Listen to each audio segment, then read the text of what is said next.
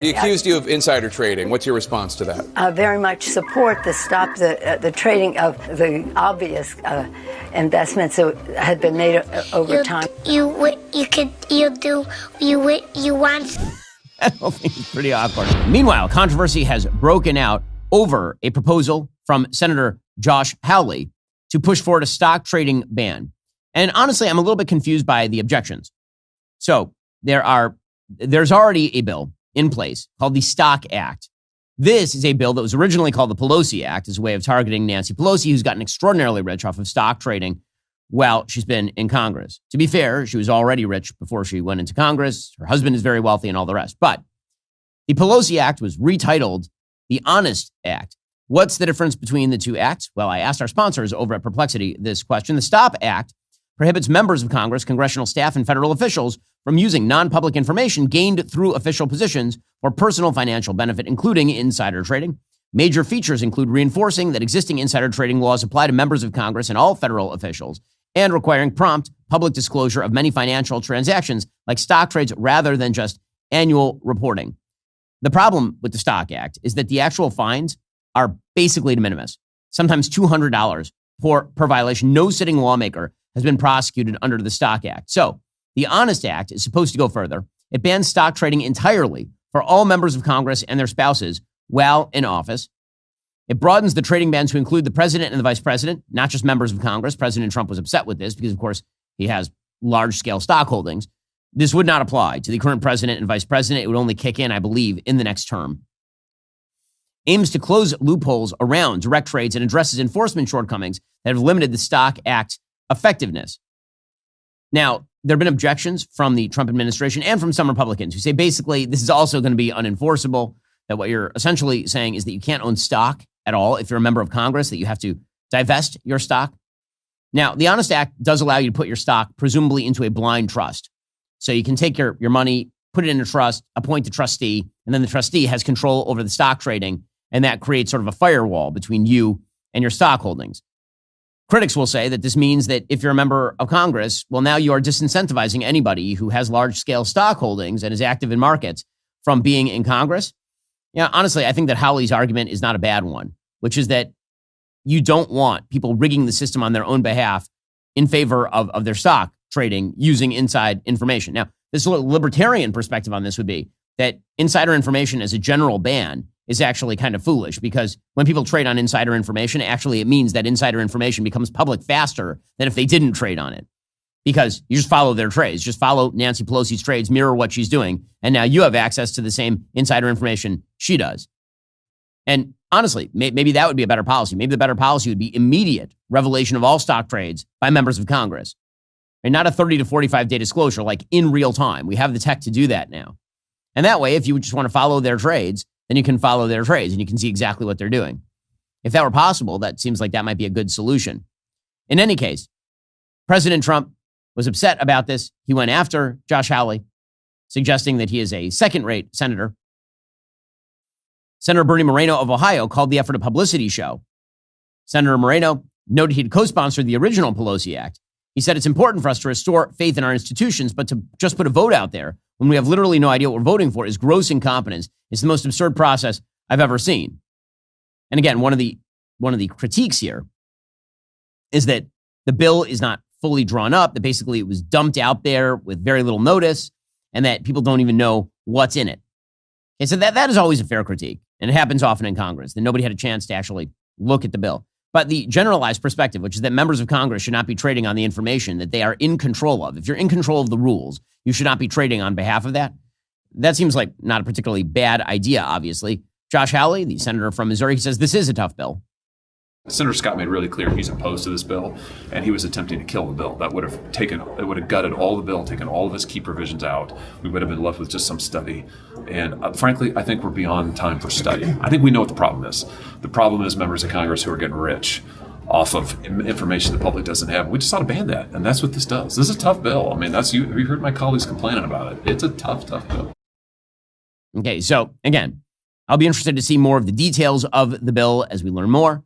But obviously, in concept, I certainly have no objection to the bill itself. Here's the reality. Over 90% of Americans are not getting enough dietary fiber. Most of us aren't hitting that recommended variety of fruits and veggies either. I know I wasn't. That's why I tried Balance of Nature supplements. These aren't some artificial knockoff trying to mimic what nature provides. They simply let nature do what it does. We're talking about 47 real ingredients: mango, wild blueberry, spinach, kale, shiitake mushrooms, broccoli, the whole works. Plus, their fiber and spice blend is also unique. It combines 4 whole fibers like psyllium husk and flaxseed with 12 aromatic spices, including turmeric and cinnamon. You won't find another supplement that does that. I also appreciate there are no artificial additives and no added sugars, just clean ingredients. They're vegan, kosher certified by the OU, and gluten-free. You can even mix the powder into smoothies or sprinkle it over food. No bags, no mess, no measuring.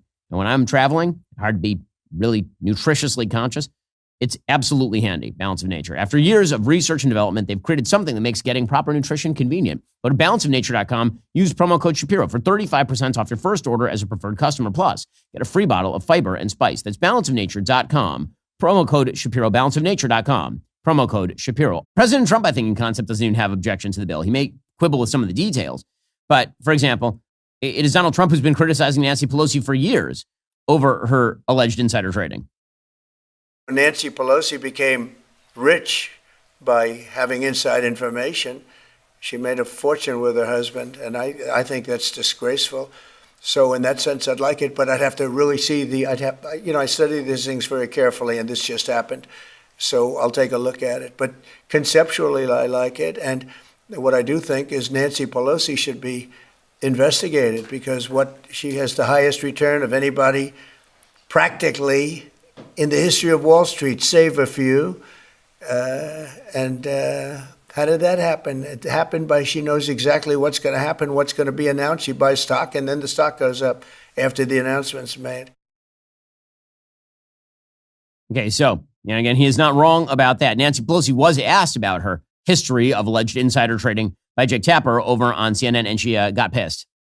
Nancy Pelosi became rich. Why do you have to read that? We're here to talk about the 60th anniversary of Medicaid. That's what I agreed to come to talk about. Yeah, but I wanted what that means in the election. I wanted to give you a chance just to respond. He accused you of insider trading. What's your response to that?